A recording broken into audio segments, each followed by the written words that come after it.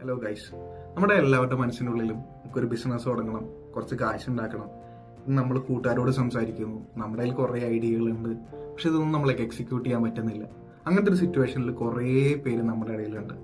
അപ്പോൾ ഇങ്ങനത്തെ ഐഡിയ ഉണ്ടെങ്കിലും അത് എക്സിക്യൂട്ട് ചെയ്യാനായിട്ട് മുന്നേ കുറച്ച് കാര്യങ്ങൾ നമ്മൾ അറിഞ്ഞിരിക്കേണ്ടതുണ്ട്. അതായത് എങ്ങനെ റിച്ച് ആവാം എന്നുള്ളതിന് മാത്രമല്ലാതെ ഇത് എങ്ങനെ എക്സിക്യൂട്ട് ചെയ്യാം, സ്റ്റെപ്പ് ബൈ സ്റ്റെപ്പ് എന്തൊക്കെയാണ് നമുക്ക് നോക്കേണ്ടതെന്നുള്ളത് ഒരു ബുക്ക് വഴി ഞാൻ കണ്ടെത്തിയിട്ടുണ്ട്. അപ്പോൾ അതിന്റെ റെഫറൻസ് ആയിട്ട് ഞാൻ കണ്ടെത്തിയ ബുക്കാണ് ദ ആൽമനാക് ഓഫ് നാവൽ രവികാന്ത്. ഇതാണ് ആ ബുക്ക്.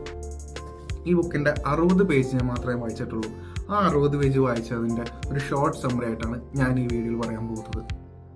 ഫസ്റ്റ് ഓഫ് ഓൾ, ഈ ബുക്കിന്റെ ടൈറ്റിൽ ദ ആൽമനാക് ഓഫ് നാവൽ രവികാന്ത് ആണെങ്കിലും ഇത് എഴുതിയിരിക്കുന്നത് എറിക് ജോർജൻസൺ എന്ന് പറഞ്ഞ മനുഷ്യനാണ്.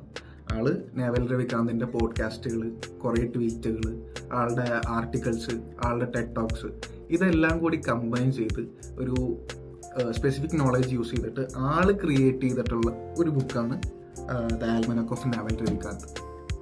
നമുക്കപ്പോൾ സമ്മറിയിലോട്ട് കിടക്കാം. അപ്പോൾ ഈ സമ്മറി ഞാൻ 10 പോയിന്റ്സ് ആയിട്ടാണ് നോട്ട് ഡൗൺ ചെയ്തേക്കണേ. അപ്പോൾ അതിലത്തെ ഫസ്റ്റ് പോയിന്റ് ഇതാണ്: society want something but doesn't know how to get it.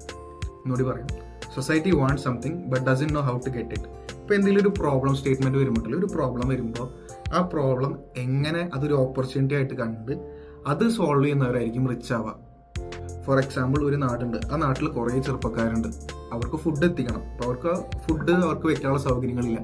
അപ്പോൾ ഇങ്ങനത്തെ ആൾക്കാർ വരുമ്പോൾ അവിടെ എങ്ങനെ അവർ ഫുഡ് എത്തിക്കാൻ പറ്റുന്നോ അതൊരു ബിസിനസ് ഓപ്പർച്യൂണിറ്റിയാണ്. ആ ഓപ്പർച്യൂണിറ്റി കണ്ട് അത് ചെയ്യുന്നവർ, ഇങ്ങനത്തെ ഗ്യാപ്സ് ഫില്ല് ചെയ്യുന്നവരാണ് റിച്ച് ആവുക.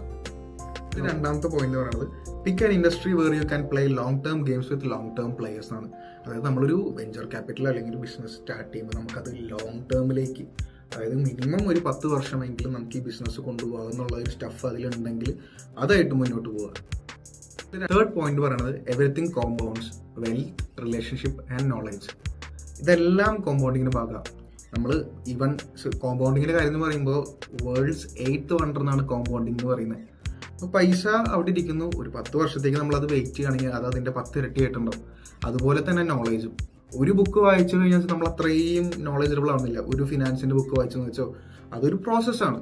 അപ്പോൾ ആ പ്രോസസ്സിലേക്ക് നമ്മൾ വായിച്ചുകൊണ്ട് ഇൻപുട്ടുകൾ ഇങ്ങനെ ആഡ് ചെയ്തുകൊണ്ടിരിക്കണം. അതുപോലെ തന്നെ നമ്മുടെ റിലേഷൻഷിപ്പിന്റെ കാര്യം ഒരു ലോങ് ടൈം റിലേഷൻഷിപ്പാണ്. നമ്മുടെ കൂടെ ഒരു വെണ്ടർ ഉണ്ട്, ആ വെണ്ടറിന്റെ കൂടെ ഉള്ള റിലേഷൻഷിപ്പ് നല്ലതായിരിക്കണം, ട്രസ്റ്റ് ഉണ്ടായിരിക്കണം, കസ്റ്റമറിന്റെ കൂടെ നല്ല ട്രസ്റ്റ് ഉണ്ടായിരിക്കണം. അപ്പോഴാണ് ഈ ഒരു ബിസിനസ് നല്ല രീതിക്ക് പോവുക. നാലാമത്തെ പോയിന്റ് ആണ് learn to sell, learn to build.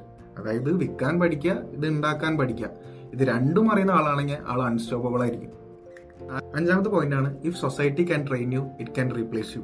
അതിനൊരു ഉദാഹരണമായിട്ട് ഞാൻ പറയാം. ഒരു കോൾ സെന്റർ ഉണ്ട്.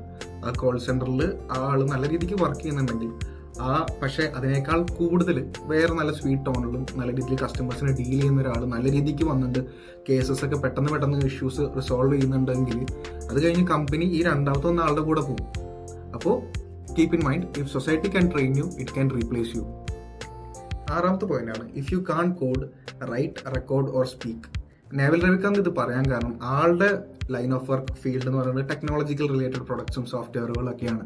അപ്പോൾ നമുക്ക് കോഡ് ചെയ്യാനുള്ള കഴിവ് ഇല്ലെങ്കിൽ നമുക്ക് അപ്പോൾ ഇതിൽ ഈ ഒരു പൊസിഷനിലേക്ക് എത്തണമെങ്കിൽ നമുക്ക് അടുത്ത വഴി എന്ന് പറയുന്നത് ബ്ലോഗുകൾ, യൂട്യൂബ് വീഡിയോകൾ, ആർട്ടിക്കിൾസ്, പോഡ്കാസ്റ്റുകൾ, ഇങ്ങനത്തെ വഴി ട്രൈ ചെയ്യുക എന്നുള്ളതാണ്.